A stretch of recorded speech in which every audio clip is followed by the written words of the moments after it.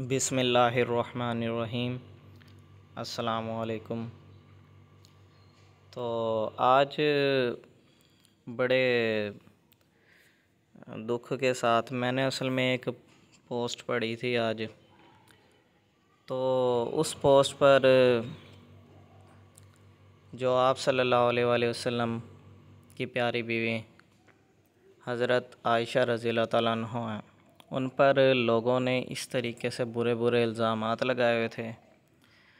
तो उसको देख कर ना मेरा दिल बहुत दुखा, बहुत ज़्यादा, कि ये लोग कुछ भी ना समझते हैं ना सोचते हैं और अम्मा आयशा अलैहिस्सलाम पर इस तरीके से इस कदर बुरे बुरे इल्ज़ाम लगा देते हैं। और आजकल के दौर में भी इस तरीके की सोच के लोग पाए जाते हैं। और कैसे जाहिल किस्म के इनके उलमा कराम हैं जो इनको ऐसी ऐसी चीज़ें सिखाते हैं जो कुरान पाक की नफ़ी करते हैं। अब ये मैं बातें ख़ुद नहीं प्रूव करूँगा, ये कुरान पाक ही साबित करेगा। और कुरान पाक ही अम्मा आयशा अलैहिस्सलाम की पाक दामनी को साबित करेगा। तो ये सूरह नूर की आयत नंबर 11 है। आप सब लोग स्क्रीन पर देख भी रहे होंगे। ये असल में मुझे दुख इस चीज़ का हुआ था कि मैंने जो कमेंट्स पढ़े थे ना, उनमें जो जहरीले किस्म के कमेंट्स थे ना। एक पोस्ट थी, उसमें अल्लाह ताला ने जो अम्मा आयशा अलैहिस्सलाम की पाक दामनी का जो कुरान पाक में ये जो ज़िक्र किया, जो सामने आपको नज़र आ रहा है, तो लोगों ने इस कदर मजाक बनाया था। वो कहते कि कोई कुरान पाक में सबूत नहीं है, किसी किस्म का कोई हवाला नहीं है, झूठ है, अगर इतने सच्चे हो तो सामने दिखाओ। ये पोस्ट यानी कि ना किसी शख्स ने पोस्ट की हुई थी किसी इंस्टाग्राम पर। तो उस पर कुछ लोगों ने ऐसे ऐसे गंदे अल्फाज यूज़ किए थे जो मैं मुनासिब नहीं समझता। अल्लाह इन सब को गारत करे और जहन्नुम की आग में डाले इन लोगों को, आमीन। तो ये ज़रा अल्लाह ताला ने जो अम्मा आयशा अलैहिस्सलाम की जो पाक दामनी का जो हवाला दिया, ये सब लोग ज़रा समझ भी लें और पढ़ भी लें। और अगर इनका कुरान पाक पर भी यकीन नहीं है तो जहन्नुम में जाएं और अल्लाह ताला इनको भी दुनिया और आखिरत दोनों में जलील और रुसवा करे, आमीन। तो ये ज़रा पढ़ें ज़रा 11 नंबर आयत। जिन लोगों ने ये बोतान बांधा वो तुम ही में से एक जमात है, इसको अपने हक़ में बुरा ना समझना। अब ये मैं थोड़ा इस तरीके से बता देता हूँ। पहले मैं कुरान पाक को इसलिए शो कर रहा हूँ ताकि बाद में लोग ये ना कहें कि कुरान पाक तो दिखाई नहीं रहे। तो पहले मैंने सोचा कि शुरू में कुरान पाक की आयतें दिखा दूँ, फिर उसके बाद पूरा जो वाक़या है उसके बारे में भी बता दूँ कि किस तरीके से अम्मा आयशा अलैहिस्सलाम पर भुतान लगाया गया था, तो तहमत लगाई गई थी। जिन लोगों ने ये बोतान बांधा है वो तुम ही में से एक जमात है, यानी कि जो है मुसलमानों के अंदर ही कुछ मुनाफिक थे और कुछ मुसलमान भी थे जिन्होंने ये बोतान बांधा था अम्मा आयशा अलैहिस्सलाम पर। तो हज़रत आयशा रज़ियल्लाहु तआला अन्हा पर ये जो बोतान बांधा था वो तो अल्लाह ताला क्या कह रहे हैं, इसको अपने हक़ में बुरा ना समझो बल्कि वो तुम्हारे लिए अच्छा है। इनमें से जिस शख्स ने गुनाह का जितना हिस्सा लिया इसके लिए इतना वबाल है। जिस शख्स ने ये जो तहमत लगाई थी ना उसके लिए उतना ही वबाल होगा। और जिसने इन में से इस बोतान का बड़ा बोझ उठाया इसको बड़ा अज़ाब होगा।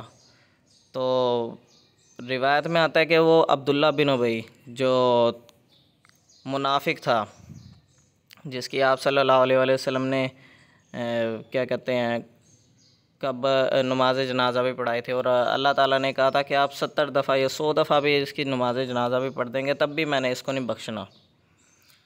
उसने ये बात फैलाई और अम्मा आयशा अलैहिस्सलाम की पाक दामनी पर कीचड़ उछाला। तो ये अल्लाह ताला ने ये देखें ना आयतें सिर्फ़ हुजूर की ये वाहिद ऐसी बीवियाँ जिनके लिए अल्लाह ताला ने इतनी सारी आयतें नाजिल फरमाई हैं कुरान पाक में, और ये देख सकते हैं। और जिसने इनमें से इस बोतान का बड़ा बोझ उठाया इसको बड़ा अज़ाब होगा। तो अब्दुल्ला बिन उबई ने ये बात फैलाई और इसके अलावा जो बाकी जो थे मुसलमानों में भी कुछ भटक गए, उन्होंने भी आगे इस तरीके से बातें करना शुरू कर दी। तो ये पढ़ते रहें ज़रा। जब तुमने वो बात सुनी थी तो मोमिन मर्दों और औरतों ने क्यों अपने दिलों में नेक गुमान ना किया। जो मोमिन मर्द थे उन्होंने क्यों नहीं किया अपने दिल में नेक गुमान के नबी अलैहिस्सलाम की जो बीवियाँ, आप सल्लल्लाहु अलैहि वसल्लम की जो बीवियाँ, वो ऐसा काम नहीं कर सकती। तो उन्होंने नेक गुमान क्यों नहीं किया। अल्लाह ताला ये कह रहे हैं लोगों को। और क्यों ना कह दिया कि ये खुल्लम खुला बहतान है, ये बहतान लगा रहे हैं अम्मा आयशा अलैहिस्सलाम पर। ये बहतान लगाने वाले अपनी बात की तस्दीक के लिए 4 गवाह क्यों ना लाए। वो अब्दुल्ला बिन उबई जो था वो क्यों नहीं लेकर आया था 4 गवाह। हालांकि 1 साल पहले या कुछ साल पहले अल्लाह ताला ने कुरान पाक में आयत नाजिल भी फरमा दी थी कि किसी पर भी अगर आप कोई शख्स लगाता है इल्ज़ाम तो उसको 4 गवाह लाने चाहिए ऐसे। तो अल्लाह ताला कह रहे हैं ये 4 गवाह क्यों ना लाए।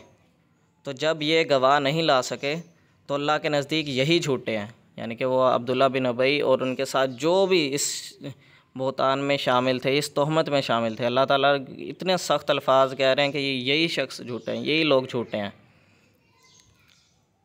और अगर दुनिया और आखिरत में तुम पर अल्लाह का फ़ज़ल और इसकी रहमत ना होती तो जिस शक्ल में तुम मुनहमिक थे इसी वजह से तुम पर बड़ा सख्त अज़ाब नाजिल होता। ये देखें अल्लाह ताला ने कितने सख्त अल्फाज यूज़ किए हैं कि बहुत बड़ा सख्त अज़ाब नाजिल होता। जिस तरीके का इल्ज़ाम लगाया वो भी आप सल्लल्लाहु अलैहि वसल्लम की प्यारी बीवी पर।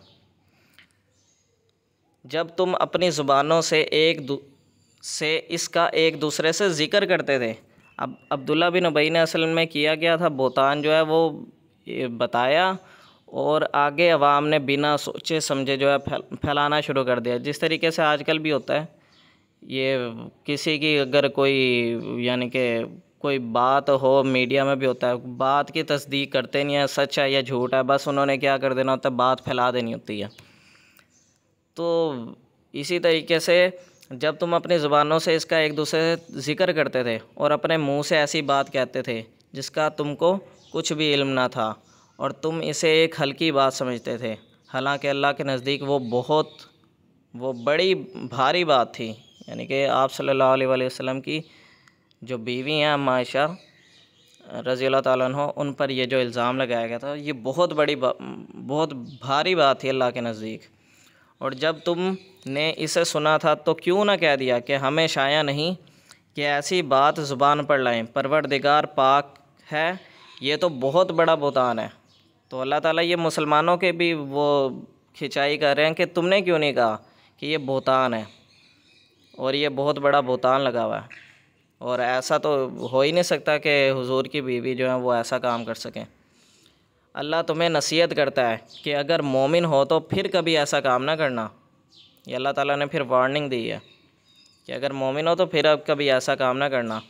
और अल्लाह तुम्हारे समझाने, ये उन लोगों के लिए हैं जिन्होंने गलती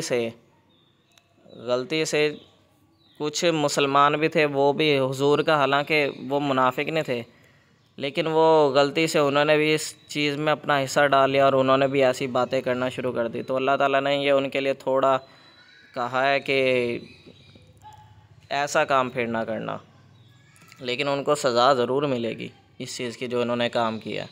और अल्लाह तुम्हारे समझाने के लिए अपनी आयतें खोल खोल कर बयान फरमाता है और अल्लाह जानने वाला है, हिकमत वाला है। ये देखिए कितनी ज़्यादा आयतें अम्मा आयशा अलैहिस्सलाम के लिए नाजिल हुए हैं कुरान पाक में।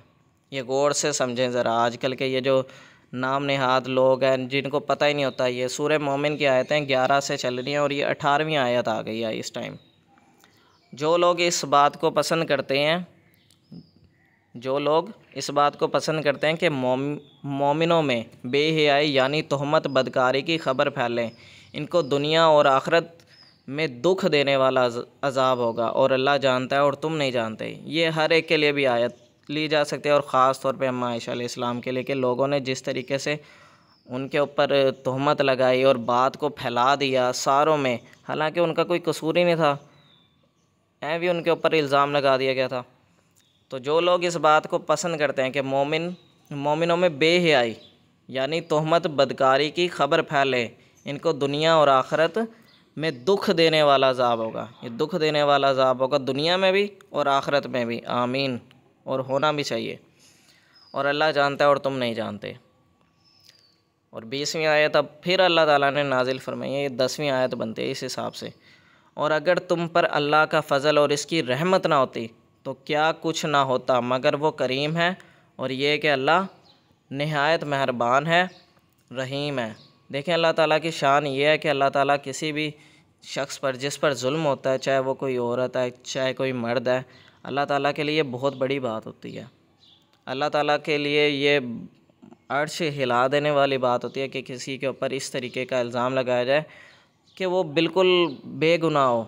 तो फिर अल्लाह ताला या तो दुनिया में भी अज़ाब देते हैं उसको, और आखिरत में तो उसके लिए बहुत बड़ा अज़ाब है जो किसी बेगुनाह इंसान पर जानबूझकर ऐसा इल्ज़ाम लगाए।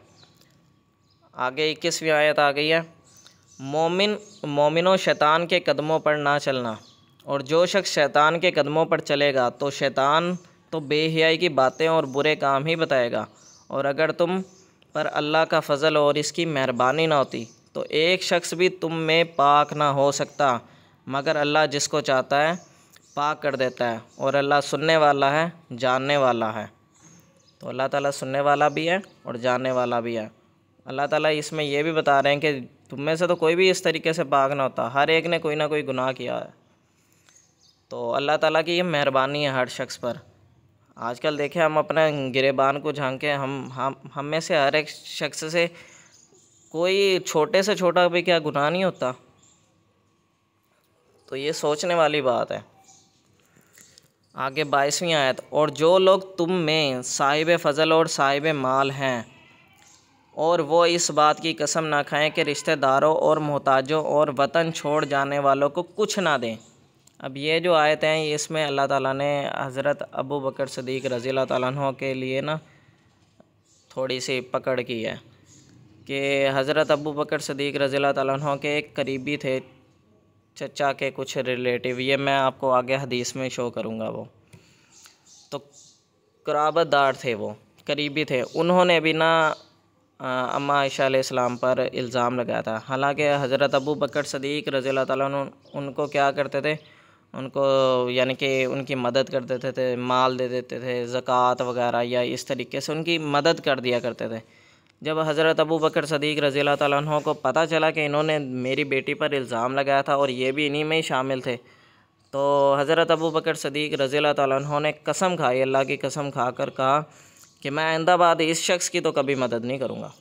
तो अल्लाह ताला ने फिर ये आयत नाजिल फरमाई, और जो लोग तुम में साहिब फ़ज़ल और साहिब माल हैं, साहिब फ़ज़ल साहिब माल यानी कि हज़रत अबू बकर सिद्दीक़ रज़ी अल्लाह ताला अन्हु को कहा है, वो इस बात की कसम ना खाएं कि रिश्तेदारों और मोहताजों और वतन छोड़ जाने वालों को कुछ ना देंगे, क्योंकि वो मुसलमानों से गलती हो गई थी। उन्होंने भी अब्दुल्ला बिन उबई की बातों में यकीन कर लिया और आगे बातें फैलाते चले गए गलती की वजह से।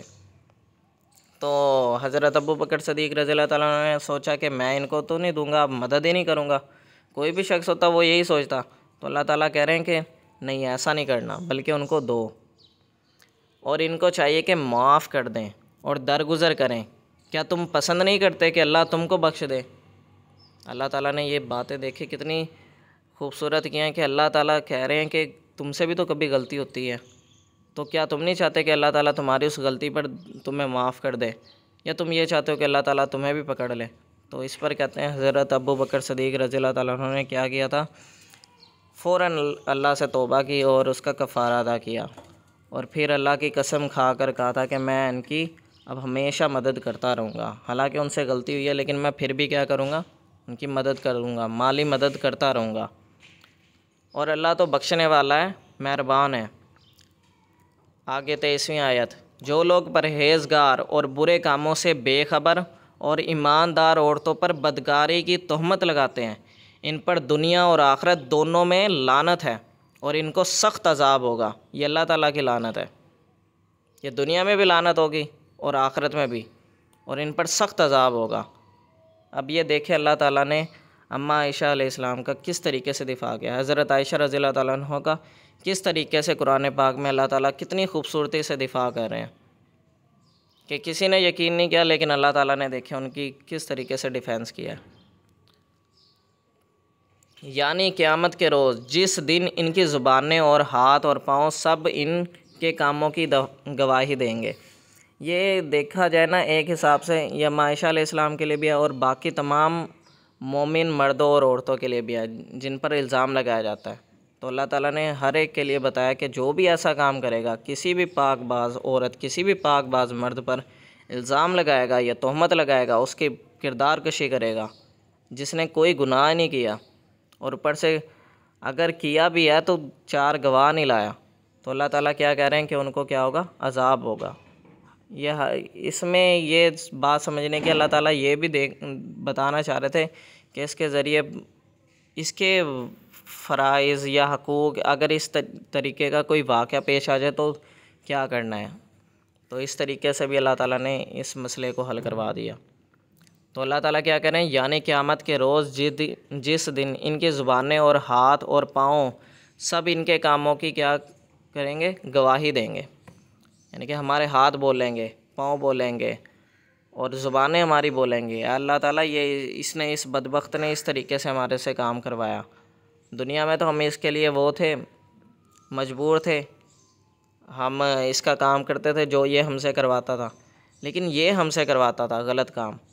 तो ये हाथ पाँव ज़ुबान ये जो हम कुछ भी करके बोल देते हैं, कर देते हैं या चलते हैं गलत रास्ते की तरफ, ये गवाही देंगे हमारे ख़िलाफ़।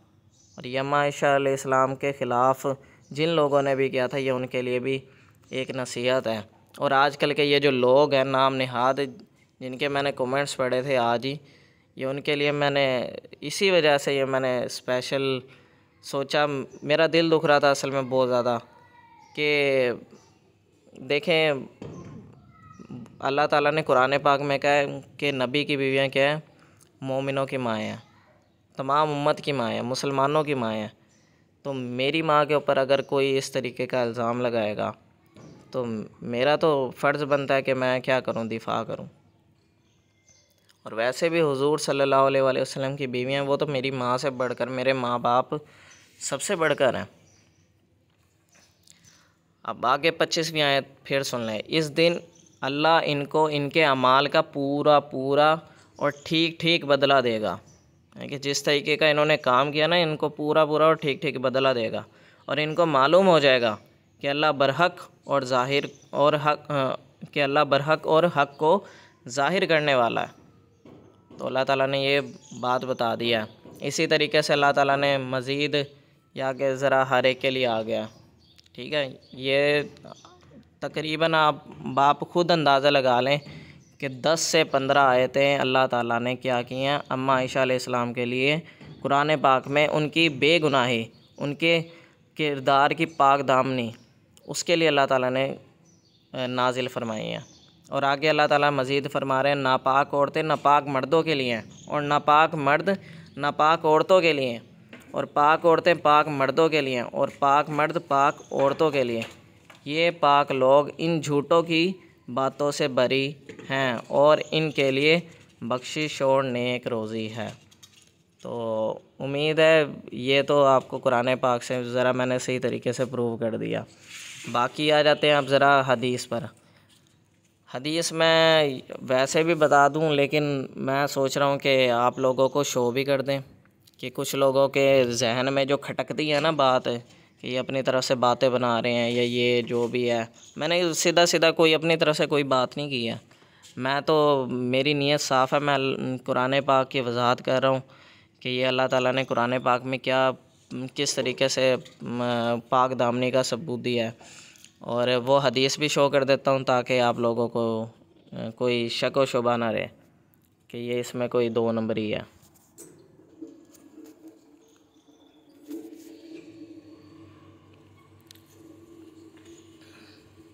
तो ये हदीस सही बुखारी की 4141 नंबर पर है। ये बहुत लंबी हदीस है, पूरे वाक़े की है कि किस तरीके से अम्मा आयशा अलैहिस्सलाम पर बहतान लगाया गया था। तो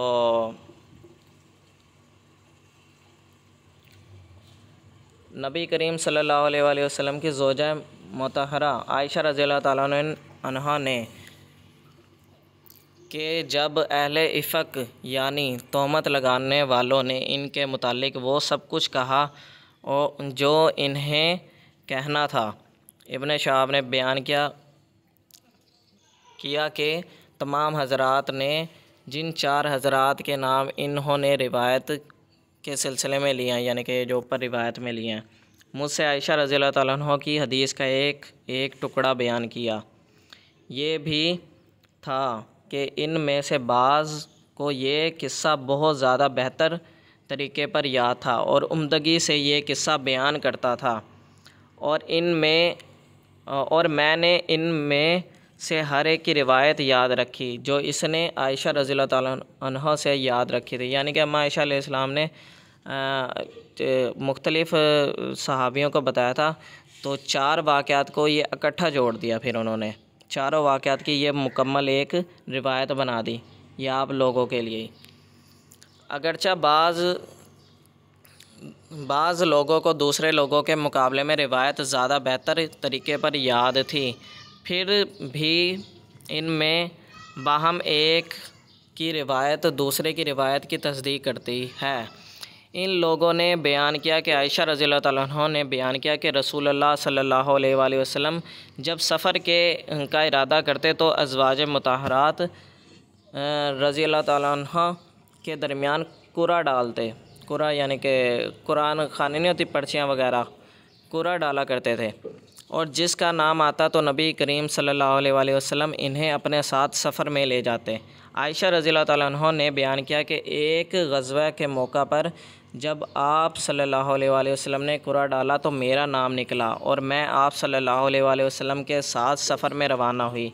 ये वाक़या पर्दे के हुक्म के नाजिल होने के बाद का है, यानी कि पर्दे का जब हुक्म हुआ था उसके 1 साल का बाद का वाक़या है कि जब औरतों को पर्दे का हुक्म दिया ना, तो चनाचा मुझे हौदज समेत उठाकर सवार कर दिया जाता। हौदज का मैं ये बता दूं, जिस तरीके से एक डोली टाइप नहीं होती आजकल के दौर में, दुल्हन को उसके अंदर बिठा कर वो लेकर जाते हैं, तो वो डोली जो होती थी ना उसको ऊँट के ऊपर सवार कर देते थे, ऊँट के ऊपर रख देते थे, फिर ऊँट चलता था और वो डोली हर तरफ से ढकी हुई होती थी, बापर्दा अम्मा आयशा अलैहिस्सलाम उसके अंदर थी। तो वो क्या करते थे, उसी डोली को जब कभी सफ़र पर रुकते थे तो उसको उससे ऊँट के ऊपर से उतार देते थे और नीचे ज़मीन पर रख देते थे। तो और इसी के साथ उतारा जाता। इस तरह हम रवाना हुए। फिर जब नबी करीम सल्लल्लाहु अलैहि वसल्लम अपने इस गज़वे से फ़ारिग हो गए तो वापस हुए। वापसी में अब हम मदीना के करीब थे और एक मकाम पर पड़ाव था जहाँ से आप सल्लल्लाहु अलैहि वसल्लम ने कूच का रात के वक्त ऐलान किया। कूच का ऐलान हो चुका था तो मैं खड़ी हुई और थोड़ी दूर चलकर लश्कर के हदूद से आगे निकल गई। फिर क़ज़ाए हाजत से फ़ारिग होकर मैं अपनी सवारी के पास पहुंची।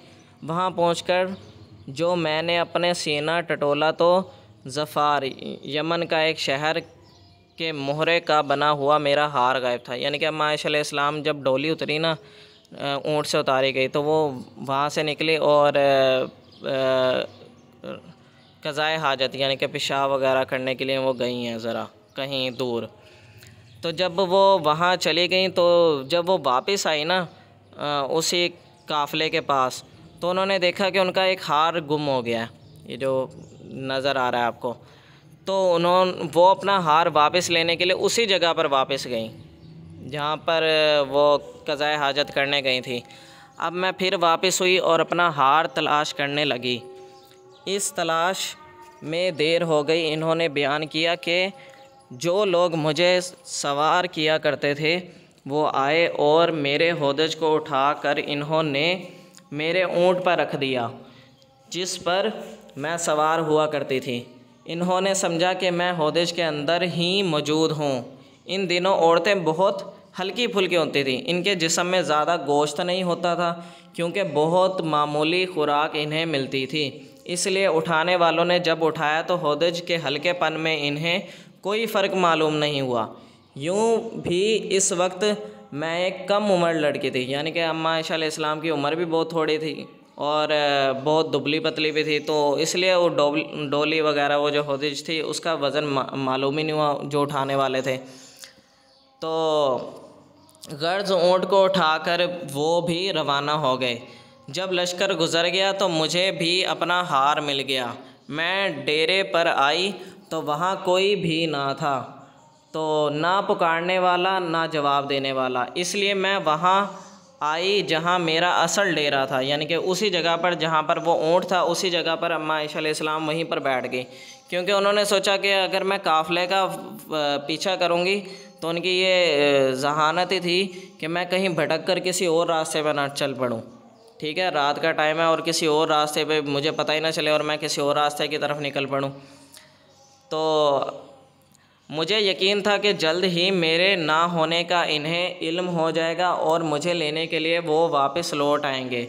अपनी जगह पर बैठे बैठे मेरी आंख लग गई और मैं सो गई।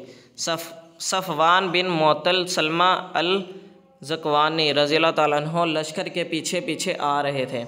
ये ऐसा होता था कि ना लश्कर के पीछे ना एक शख्स आ रहा होता था काफ़िले के पीछे, वो इसलिए कि कोई किसी काफ़िले वाले की अगर कोई चीज़ गिर गई है या भूल गया है वो, तो वो उसको उठा कर ले आता था, ताकि लश्कर की कोई चीज़ गुम हो गई है तो वो उठा लें। तो ये नाम देख लें आप, सफ़वान बिन मुअत्तल सलमा अल ज़कवानी थे वो। इन्होंने एक सोए इंसान का साया देखा और जब करीब आकर मुझे देखा तो पहचान गए। पर्दे से पहले वो मुझे देख चुके थे, यानी कि उन्होंने ना अम्मा आयशा अलैहिस्सलाम को, यानी कि 1 साल पहले पर्दे का हुक्म हुआ था, तो उनसे पहले उन्होंने, ज़ाहिरी बात है वो छोटी बच्ची थी उस टाइम, और उन्होंने देखा हुआ था उनको कि वो कैसी हैं। तो पर्दे का हुक्म तो अभी हुए 1 साल ही हुआ था, तो उन्होंने पहचान लिया कि अम्मा आयशा अलैहिस्सलाम ही हैं, नबी की बीवी हैं। तो वो मुझे देख चुके थे। मुझे जब वो पहचान गए तो इन्ना लिल्लाह पढ़ना शुरू किया और इनकी आवाज़ से मैं जाग उठी, यानी कि इन्ना लिल्लाहि व इन्ना इलैहि राजिऊन। उन्होंने ये लफ्ज़ पढ़े अम्मा आयशा अलैहिस्सलाम के पास आकर, और फ़ौरन अपनी चादर से मैंने अपना चेहरा छुपा लिया। अल्लाह की कसम, मैंने इनसे एक लफ्ज़ भी नहीं कहा, और ना सिवा इन्ना लिल्लाहि व इन्ना इलैहि राजिऊन के मैंने इनकी ज़ुबान से कोई लफ्ज़ सुना। ना उन्होंने कुछ कहा, ना अम्मा आयशा ने कुछ कहा। वो सवारी से उतर गए और इसे इन्होंने बिठाकर इसकी अगली टांग को मोड़ दिया, यानी कि उन्होंने ऊँट को बिठाया अगली टांगों से। वो इसलिए बिठाया कि अम्मी उम्मुल मोमिनीन जो है हज़रत आयशा रज़ियल्लाहु ताला अन्हा उस पर सवार हो जाएं, ताकि बग़ैर किसी मदद के उम्मुल मोमिनीन इस पर सवार हो सकें, यानी कि उन्हें कोई मदद ना करनी पड़े, वो खुद ही सवार हो जाएं। मैं उठी और इस पर सवार हो गई। अब वो सवारी को आगे से पकड़े हुए लेकर चले, यानी कि वो पैदल चल रहे थे ऊँट की आगे से लगाम पकड़कर, और अम्मा आयशा अलैहिस्सलाम क्या थी, उसके ऊपर सवार थी, ऊँट के ऊपर। जब हम लश्कर के करीब पहुँचे तो ठीक दोपहर का वक्त था। लश्कर पड़ाव किए हुए था। उम्मुल मोमिनीन रज़ियल्लाहु ताला अन्हा ने बयान किया कि फिर जिसे हलाक होना था वो हलाक हुआ। असल में तोहमत का बेड़ा अब्दुल्ला बिन उबई इब्न सलोल मुनाफिक ने उठा रखा था, यानी कि वो मुनाफिक था पहले ही, उसने ये बेड़ा उठाया था। अरबा ने बयान किया कि मुझे मालूम हुआ कि वो इस तोहमत का चर्चा करता और इसकी मजलिसों में इसका तज़किरा हुआ करता। वो इसकी तस्दीक करता, खूब गौर और तवज्जो से सुनता और फैलाने के लिए खूब खोद करेद करता। अरबा ने पहली सनद के हवाले से ये भी कहा कि हसन बिन साबित, ये हसन बिन साबित क्या कहते हैं, आप सल्लल्लाहु अलैहि वसल्लम के मजलिस में बहुत ही करीबी थे, और ये आप सल्लल्लाहु अलैहि वसल्लम से मोहब्बत भी करते थे और हुजूर की शान में शेर भी पढ़ा करते थे। ये भी बदकिस्मती से इस जद में आ गए। हसन बिन साबित रज़ियल्लाहु ताला अन्हु मस्ता बिन असासा और हमना बिनत जहश के सिवा तोहमत लगाने में शरीक किसी का भी नाम नहीं लिया कि मुझे इनका इल्म होता, अगरचा इसमें शरीक होने वाले बहुत से थे। जैसा कि अल्लाह ताला ने इरशाद फरमाया कि जिन लोगों ने तोहमत लगाई वो बहुत से हैं, लेकिन इस मामले में सबसे बढ़ चढ़कर हिस्सा लेने वाला अब्दुल्ला बिन उबई इब्न सलोल था, यानी कि वही मुनाफिक था जिसने ये बात फैलाई थी। तो अजान हो रही है तो थोड़ा वेट कर लें, या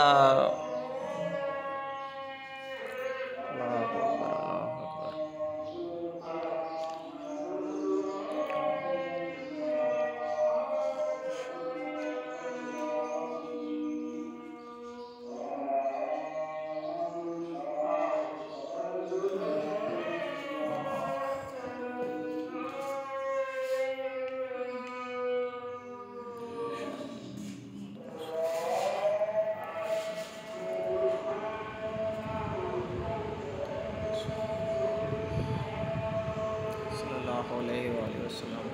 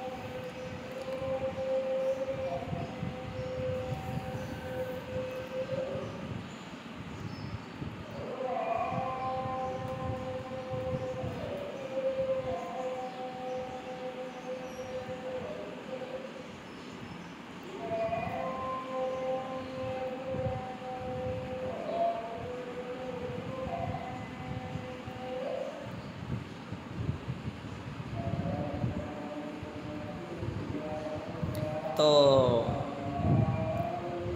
अब वहीं से ज़रा स्टार्ट कर देता हूँ, ज़रा जल्दी जल्दी पढ़ देते हैं, टाइम भी ज़रा ज़्यादा हो गया, वीडियो बहुत लंबी हो गई है। तो अब्दुल्ला बिन उबई इब्न सलूल था। अरवा ने बयान किया कि आयशा रज़ियल्लाहु ताला अन्हा इस पर बड़ी खफगी का इज़हार करती थी। अगर इनके सामने हसन बिन साबित रज़ियल्लाहु ताला अन्हा को बुरा भला कहा जाता, आप फरमाती कि ये शेर हसन ही ने कहा है कि मेरे वालिद और मेरे वालिद के वालिद और मेरी इज़्ज़त मोहम्मद सल्लल्लाहु अलैहि वसल्लम की इज़्ज़त की हिफाजत के लिए तुम्हारे सामने ढाल बनी रहेंगी।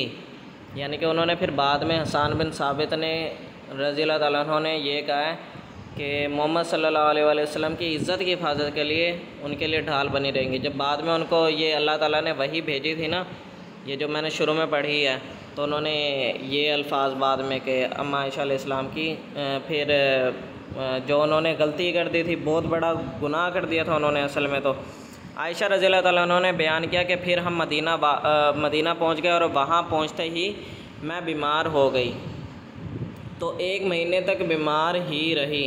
इस अरसे में लोगों में तहमत लगाने वालों की अफवाहों का बड़ा चर्चा रहा, लेकिन मैं एक बात भी नहीं समझ रही थी।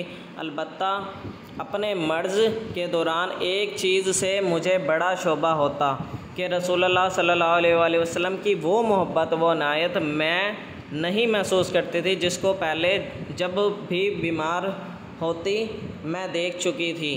यानी कि आप सल्लल्लाहु अलैहि वसल्लम पहले जो मोहब्बत करते थे ना, वो उसमें कमी आ गई थी, तो वो उन्हें बहुत ज़्यादा ना सदमा भी इस चीज़ का था।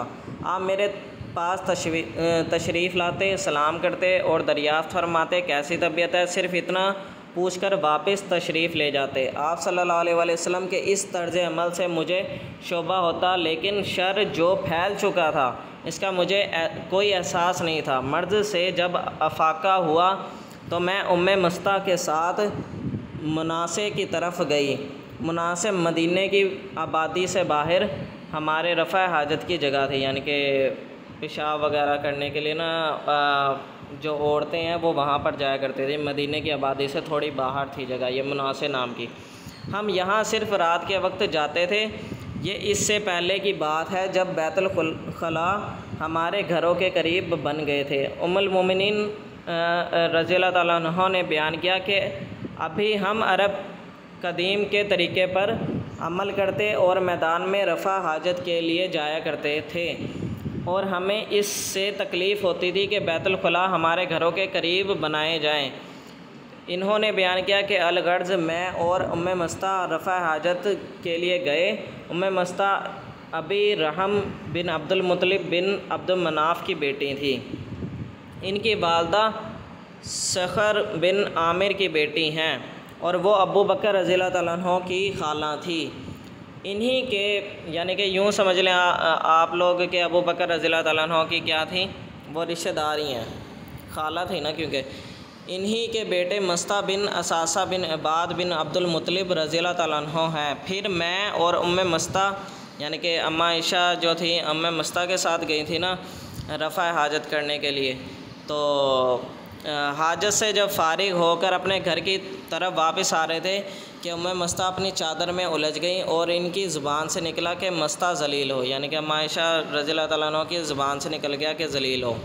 तो मैंने कहा कि आपने बुरी बात ज़ुबान से निकाली, एक ऐसे शख्स को आप बुरा कह रही हैं जो बदर की लड़ाई में शरीक हो चुका है।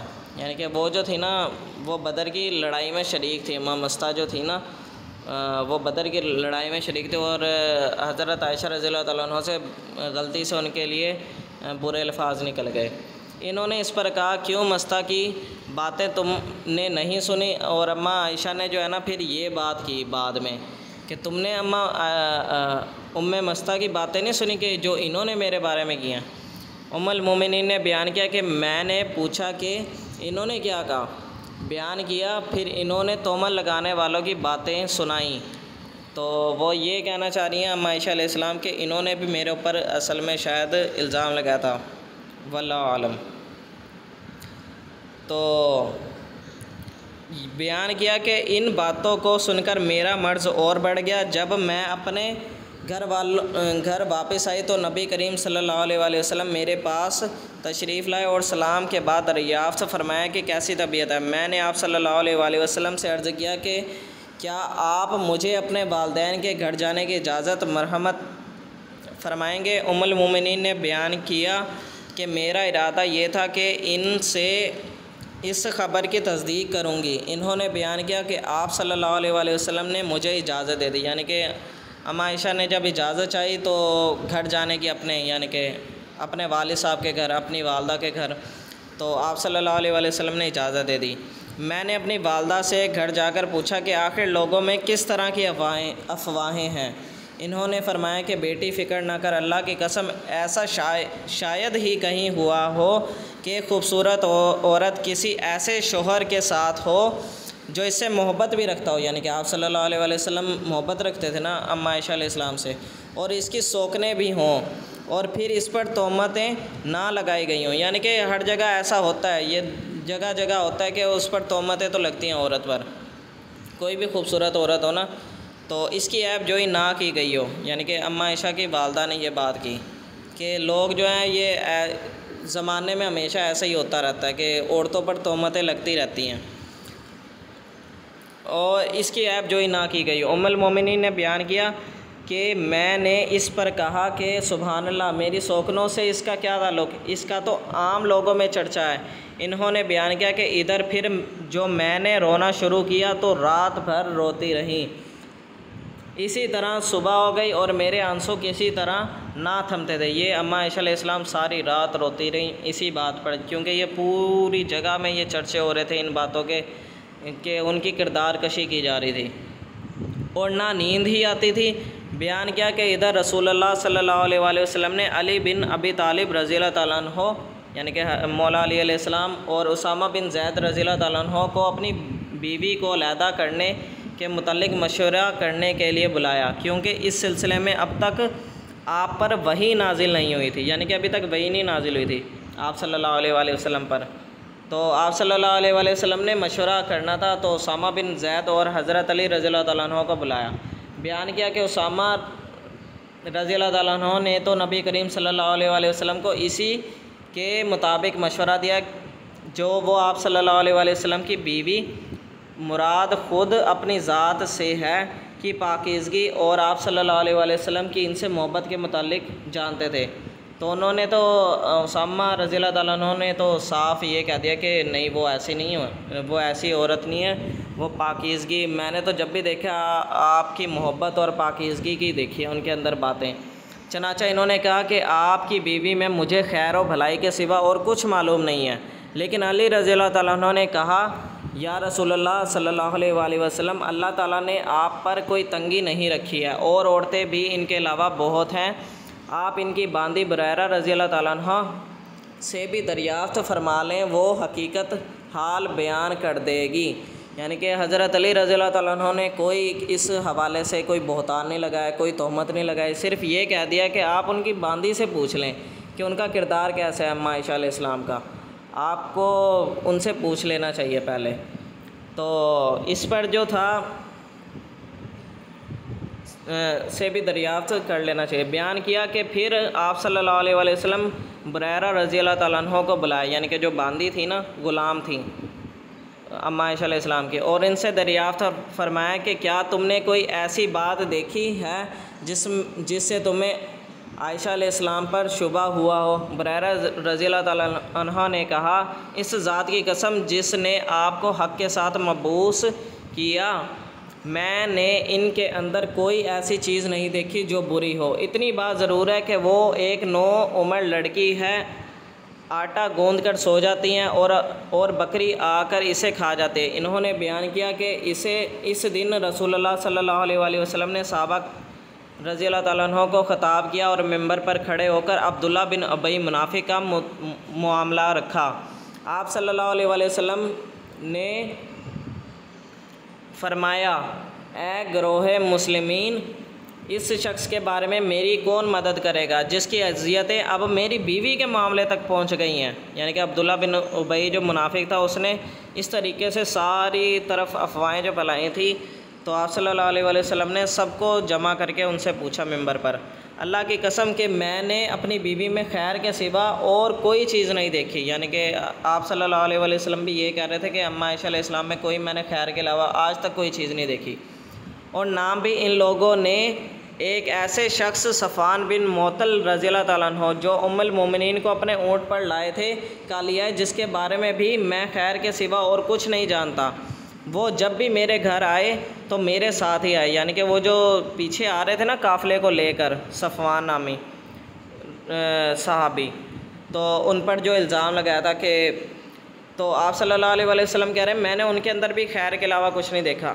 उम्मुल मोमिनीन रज़ियल्लाहु तआला अन्हा ने बयान किया कि इस पर साद बिन मुआज़ रज़ियल्लाहु तआला अन्हु कबीला बनु असल के हम रिश्ता खड़े हुए और अर्ज़ किया, मैं या रसूलुल्लाह सल्लल्लाहु अलैहि वसल्लम आपकी मदद करूँगा। अगर वो शख्स कबीला ओस का हुआ तो मैं इसकी गर्दन मार दूँगा, यानी कि उसको कत्ल कर दूँगा, और अगर वो हमारे कबीले का हुआ आपका इसके मुतालिक भी जो हुक्म होगा हम बजा लाएंगे। उम्मुल मोमिनीन ने बयान किया कि इस पर कबीला खजरज के एक साहबी खड़े हुए। हसन की वालदा इनकी चचाजाद बहन थी, यानी कि वो जो हसन थे ना, उनकी वालदा जो थी इनकी चचाजाद बहन थी, यानी साद बिन उबादा रज़ियल्लाहु तआला अन्हु, वो कबीला खजरज के सरदार थे। यानी कि एक और साहबी जो खजरज के थे ना, पहले ओस के कबीला ओस के साहबी खड़े हो, उन्होंने कहा अब्दुल्ला बिन उबई का तो मैं काम तमाम कर दूं। तो खजरज के जो थे साहबी वो भी खड़े हो गए। उन्होंने कहा, खजरज के जो सरदार थे, और इससे पहले बड़े साले और मुखलसीन में थे, यानी कि वो जो थे वो बड़े मुखलिस थे, लेकिन आज कबीले की हमियत इन पर गालिब आ गई। लेकिन आज जो थी कबीले की बातें उन पर गालिब आ गई। इन्होंने साद रज़ियल्लाहु तआला अन्हु को मुखातिब करके कहा, अल्लाह की कसम तुम झूठे हो, तुम इसे कत्ल नहीं कर सकते और ना तुम्हारे अंदर इतनी ताकत है। यानी कि एक कबीला दूसरे कबीले के मुखालिफ क्या हो गया, खड़ा हो गया। अगर वो तुम्हारे कबीले का होता तो तुम इसको कत्ल का नाम ना लेते। इसके बाद असैद बिन हज़ैर रज़ियल्लाहु ताला अन्हु, जो साद बिन उबादा रज़ियल्लाहु ताला अन्हु के चचेरे भाई थे, यानी कि चचा के भाई थे, उन्हीं के खजरज वाले जो थे ना, जो बाद में खड़े हुए, इन्हीं के यानी कि चचाजाद भाई भी खड़े हुए और साद बिन उबादा को मुखातिब करके कहा, अल्लाह की कसम तुम झूठे हो, बल्कि हम इसे ज़रूर कत्ल करेंगे। अब इसमें शोभा नहीं रहा कि तुम भी मुनाफिक हो। यानी कि जो उनकी हिमायत में, अब्दुल्ला बिन उबई की हिमायत में खड़े थे, वो तो अपनी तरफ से खलूस में थे, हमेशा मुखलिस थे, लेकिन गलती से वो खड़े हो गए अपने कबीले की हिमायत में, मोहब्बत में। तो उन्होंने फिर उन्हीं के चचाजाद भाई ने कहा कि तुम भी मुनाफिक हो, तुम मुनाफिकों की तरफ से मुदाफ़त करते हो। इतने में औस और खजरज के दोनों कबीले भड़क उठे और ऐसे मालूम होता था कि आपस ही में लड़ पड़ेंगे। इस वक्त तक रसूलुल्लाह सल्लल्लाहु अलैहि वसल्लम मिंबर पर ही तशरीफ़ फरमा थे। उम्मुल मोमिनीन आयशा रज़ियल्लाहु ताला अन्हा ने बयान किया कि फिर आप सल्लल्लाहु अलैहि वसल्लम सबको खामोश कराने लगे, सब हजरात चुप हो गए और आप सल्लल्लाहु अलैहि वसल्लम भी खामोश हो गए। उम्मुल मोमिनीन आयशा रज़ियल्लाहु ताला अन्हा ने बयान किया कि मैं इस रोज़ पूरा दिन रोती रही, ना मेरा आंसू थमता था और ना आँख लगती थी। यानी कि अम्मा आयशा अलैहिस्सलाम सारा दिन, यानी कि 2 रातें तक रोती रहीं और एक पूरा दिन रोती रहीं। इसी बात पर बयान किया कि सुबह के वक्त मेरे वालिदैन मेरे पास आए, 2 रातें और एक दिन मेरा रोते हुए गुजर गया था। इस पूरे अरसे में ना मेरा आंसू रुका और ना नींद आई। ऐसा मालूम होता था कि रोते रोते मेरा कलेजा फट जाएगा। अभी मेरे वालिदैन मेरे पास ही बैठे हुए थे और मैं रोए जा रही थी कि कबीला अंसार की एक खातून ने अंदर आने की इजाज़त चाही। मैंने इन्हें इजाज़त दे दी और वो भी मेरे साथ बैठकर रोने लगी। बयान किया कि हम अभी इसी हालत में थे कि रसूलुल्लाह सल्लल्लाहु अलैहि वसल्लम तशरीफ़ लाए, आपने सलाम किया और बैठ गए। बयान किया कि जब से मुझ पर तोहमत लगाई गई थी, आप सल्लल्लाहु अलैहि वसल्लम मेरे पास नहीं बैठे थे। 1 महीना गुजर गया था और मेरे बारे में आपको वही के ज़रिए कोई इतला नहीं दी गई थी। यानी कि आप सल्लल्लाहु अलैहि वसल्लम को अल्लाह ताला ने कोई वही नहीं अभी तक भेजी थी। 1 महीना गुजर गया था और आप सल्लल्लाहु अलैहि वसल्लम अम्मा आयशा अलैहिस्सलाम को सिर्फ़ सलाम करते थे और तबीयत पूछते थे, लेकिन पास नहीं बैठते थे। तो अब लेकिन पहली दफ़ा आप सल्लल्लाहु अलैहि वसल्लम बैठे अम्मा आयशा अलैहिस्सलाम के पास। तो बयान किया कि बैठने के बाद आप सल्लल्लाहु अलैहि वसल्लम ने कलमा शहादत पढ़ा, फिर फरमाया, अम्मा बाद ए आयशा, मुझे तुम्हारे बारे में इस तरह की ख़बरें मिली हैं। अगर तुम वाकई इस मामले में पाक व साफ़ हो तो अल्लाह तुम्हारी पाकी ख़ुद बयान कर देगा। यानी कि वही के ज़रिए पाकी अल्लाह ताला ख़ुद बयान कर देगा। लेकिन अगर तुमने किसी गुनाह का कसद किया था तो अल्लाह की मग़फ़िरत चाहो और इसके हुज़ूर में तौबा करो, क्योंकि बंदा जब अपने गुनाहों का एतराफ़ कर लेता है और फिर अल्लाह की बारगाह में तौबा करता है तो अल्लाह ताला इसकी तौबा कबूल कर लेता है।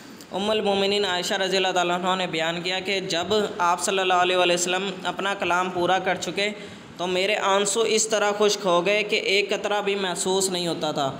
मैंने पहले अपने वालिद से कहा कि मेरी तरफ़ से रसूलुल्लाह सल्लल्लाहु अलैहि वसल्लम को इनके कलाम का जवाब दें।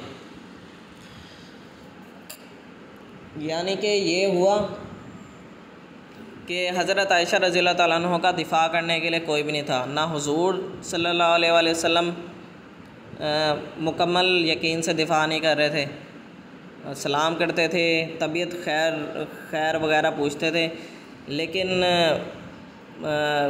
पूरा दिफ़ा नहीं कर रहे थे। ना हज़रत अबू बकर सदीक़ रज़ियल्लाहु ताला अन्हु कोई दिफ़ा कर रहे थे, ना अम्मा आयशा अलैहिस्सलाम की वालदा जो थी वो कोई दिफ़ा कर रही थी। कोई भी जो है अम्मा आयशा अलैहिस्सलाम के लिए खड़ा नहीं था।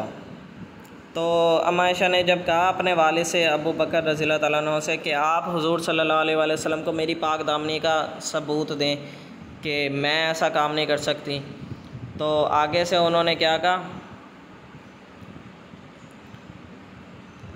तो अल्लाह की कसम मैं कुछ नहीं जानता कि आप सल्लल्लाहु अलैहि वसल्लम से मुझे क्या कहना चाहिए। हज़रत अबू बकर सदीक़ रज़ियल्लाहु ताला अन्हु ने ये कह दिया। फिर मैंने अपनी वालदा से कहा कि नबी करीम सल्लल्लाहु अलैहि वसल्लम ने जो कुछ फरमाया है वो इसका जवाब दें। तो वालदा ने भी यही कहा, अल्लाह की कसम मुझे कुछ नहीं मालूम कि आप सल्लल्लाहु अलैहि वसल्लम ने से मुझे क्या कहना चाहिए। तो अम्मा आयशा अलैहिस्सलाम ये सोच रही थी कि वो नहीं जानती थी कि मैं क्या कहूँ आप सल्लल्लाहु अलैहि वसल्लम को, इसलिए मैंने खुद ही अर्ज़ किया, हालांकि मैं बहुत कम उम्र लड़की थी और कुरान मजीद भी मैंने ज़्यादा नहीं पढ़ा था, कि अल्लाह की कसम मुझे भी मालूम हुआ कि आप लोगों ने इस तरह की अफवाहों पर कान धरा और बात आप लोगों के दिलों में उतर गई और आप लोगों ने इसकी तस्दीक की। अब अगर मैं ये कहूँ कि मैं इस तोहमत से बरी हूँ तो आप लोग मेरी तस्दीक नहीं करेंगे। अगर और इस गुनाह का इकरार कर लूँ, यानी कि कोई भी मेरी तस्दीक नहीं करेगा, कि मैं अगर ये कह दूँ ना कि मैं इस तोहमत से बरी हूँ, मैंने ये गुनाह किया नहीं है, तो कोई मेरी तस्दीक नहीं करेगा, क्योंकि मेरे वालिद ने भी मेरी तस्दीक नहीं की, ना मेरे वालदा ने की, ना आप सल्लल्लाहु अलैहि वसल्लम ने की। और अगर मैं गुनाह के इकरार कर लूँ तो, और अल्लाह ताला खूब जानता है कि मैं इससे बरी हूँ, यानी कि मैंने गुनाह जब किया ही नहीं है, तो आप लोग इसकी तस्दीक करने लग जाएंगे। तो सब लोग तस्दीक करेंगे कि वाकई इसने गुनाह किया नहीं है या किया है। बस अल्लाह की कसम मेरी और लोगों की मिसाल यूसुफ अलैहिस्सलाम के वालिद जैसी है, यानी कि हज़रत याकूब अलैहिस्सलाम जैसी है। जब उनके बेटों ने कहा था ना, हज़रत याकूब अलैहिस्सलाम के बरादरान यूसुफ अलैहिस्सलाम कि अब्बा जान आप तो अपने आप को हल्कान कर लेंगे यूसुफ अलैहिस्सलाम की याद में रो रो कर, तो उन्होंने क्या कहा था कि जब इन्होंने कहा था बस सब्र जमील बेहतर है और अल्लाह ही की मदद दरकार है, इसके बारे में जो कुछ तुम कह रहे हो, फिर मैंने अपना रुख दूसरी तरफ कर लिया और अपने बिस्तर पर लेट गई। यानी कि उन अम्मा आयशा अलैहिस्सलाम ने यह कहा कि मैं तो सब्र करूँगी और अल्लाह ताला ही मेरा मददगार है और अल्लाह ही मेरी अब गवाही देगा, अब मैं कोई गवाही नहीं दूँगी, सिर्फ अब अल्लाह ही मेरी गवाही देगा कि मैं पाक दामन औरत हूँ और मैंने कोई गुनाह नहीं किया। तो वो बिस्तर पर लेट गई और दूसरी तरफ रुख कर लिया। अल्लाह खूब जानता था कि मैं इस मामले में कतई बरी थी और वो ख़ुद मेरी बरात ज़ाहिर करेगा, क्योंकि मैं वाकई बरी थी। लेकिन अल्लाह की कसम मुझे इसका कोई वहम व गुमान भी ना था कि अल्लाह ताला वही के ज़रिए कुरान मजीद में मेरे मामले की सफाई उतारेगा, क्योंकि मैं अपने आप को इससे बहुत कमतर समझती थी। यानी कि आयशा अलैहिस्सलाम अपने आप को तो कमतर समझती थी, लेकिन अल्लाह ताला ने ख़ुद कुरान पाक में वो जो मैंने शुरू के अंदर 15 आयतें जो पढ़ी हैं, वो अल्लाह ताला ने हज़रत आयशा रज़ियल्लाहु ताला अन्हा की पाक दामनी को ज़ाहिर किया और बताया कि बोहतान लगाया और किसी ने भी हज़रत आयशा रज़ियल्लाहु ताला अन्हा की तस्दीक नहीं की और किसी ने भी उनके साथ स्टैंड नहीं लिया, ना उनका ख्याल रखा। तो अल्लाह ताला ने बाकी सब की पकड़ की थी, यानी कि ना सबको, यानी कि जो है ना थोड़ी डांट पिलाई थी, जो मैंने शुरू में आयतें पढ़ी हैं कि अल्लाह ताला मेरे मामले में ख़ुद कोई कलाम फरमाए। मुझे तो सिर्फ़ इतनी उम्मीद थी कि आप सल्लल्लाहु अलैहि वसल्लम कोई ख्वाब देखेंगे, यानी कि कोई ख्वाब देख लेंगे, उसमें अल्लाह ताला बता देंगे कि मैं पाक दामन हूँ और मैंने कोई गुनाह नहीं किया, तो जिसके ज़रिए अल्लाह ताला मेरी बरात कर देगा, यानी कि। लेकिन अल्लाह की कसम अभी नबी करीम सल्लल्लाहु अलैहि वसल्लम मजलिस से उठे भी नहीं थे और ना और कोई घर का आदमी वहाँ से उठा था कि आप सल्लल्लाहु अलैहि वसल्लम पर वही नाजिल होनी शुरू हुई और आप सल्लल्लाहु अलैहि वसल्लम पर वो कैफियत तारी हुई जो वही की शिद्दत में तारी होती थी। मोतियों की तरह आप सल्लल्लाहु अलैहि वसल्लम पसीने के कतरे आप सल्लल्लाहु अलैहि वसल्लम के चेहरे से गिरने लगे, हालांकि सर्दी का मौसम था, यानी कि जब हुजूर सल्लल्लाहु अलैहि वसल्लम पर वही आती थी तो इस तरीके की कैफियत तारी हो जाती थी। देखें, सर्दी में भी आप सल्लल्लाहु अलैहि वसल्लम के चेहरे से मोतियों की तरह कतरे टपक रहे थे। ये इस वही की वजह से था जो आप पर नाजिल हो रही थी। उम्मुल मोमिनीन रज़ियल्लाहु ताला अन्हा ने बयान किया कि फिर आप सल्लल्लाहु अलैहि वसल्लम की वो कैफियत ख़त्म हुई तो आप तबस्सुम फरमा रहे थे, यानी कि मुस्कुरा रहे थे आप सल्लल्लाहु अलैहि वसल्लम। तबस्सुम का मतलब है सबसे पहले कलमा जो आप सल्लल्लाहु अलैहि वसल्लम की ज़ुबान मुबारक से निकला वो ये था, आप सल्लल्लाहु अलैहि वसल्लम ने फरमाया, ए आयशा अलैहिस्सलाम, अल्लाह ने तुम्हारी बरात नाजिल कर दी है। इन्होंने बयान किया कि इस पर मेरी वालदा ने कहा कि नबी करीम सल्लल्लाहु अलैहि वसल्लम के सामने खड़ी हो जाओ। मैंने कहा नहीं, अल्लाह की कसम मैं आपके सामने नहीं खड़ी होंगी। यानी कि अम्मा आयशा अलैहिस्सलाम बहुत ज़्यादा ना गमज़दा थी, बहुत ज़्यादा दुखी थी, बहुत ज़्यादा दुखी थी, क्योंकि हुजूर ने भी सल्लल्लाहु अलैहि वसल्लम ने उनका एतबार नहीं किया। आप सल्लल्लाहु अलैहि वसल्लम के वालिद ने भी उनका कोई क्या कहते हैं दिफा नहीं किया। आप सल्लल्लाहु अलैहि और आप रज़ियल्लाहु ताला अन्हा की वालदा ने भी कोई उनका दिफा नहीं किया। तो उन्होंने कहा कि मैं किसी के सामने नहीं खड़ी होंगी, अब मैं अल्लाह अज़्ज़ व जल के सिवा और किसी की हम्दो सना नहीं करूँगी, यानी कि अल्लाह की अब मैं हम्दो सना करूँगी, क्योंकि अल्लाह ताला ने मेरी गवाही दी है ना, और तो किसी ने मेरा गवाही दी ही नहीं थी। कि इसी ने मेरी बरात नाजिल किया, बयान किया कि अल्लाह ताला ने नाजिल फरमाया जो लोग तहमत तराशी में शरीक हुए 10 आयतें इस सिलसिले में नाजिल फरमाई। तो वो जो शुरू की जो 10 थी ना, वो 10 थी। बाकी वो जो 15 के शुरू में जो थी ना, एक हज़रत अबू बकर सदीक़ रज़ियल्लाहु ताला अन्हु के बारे में भी थी। तो वो शुरू की 10 आयतें, अब आप इससे अंदाज़ा लगाएं कि कितनी फ़जीलत है कि 10 आयतें अल्लाह ताला ने बिल्कुल साथ अम्मा आयशा अलैहिस्सलाम के लिए नाजिल फरमाई।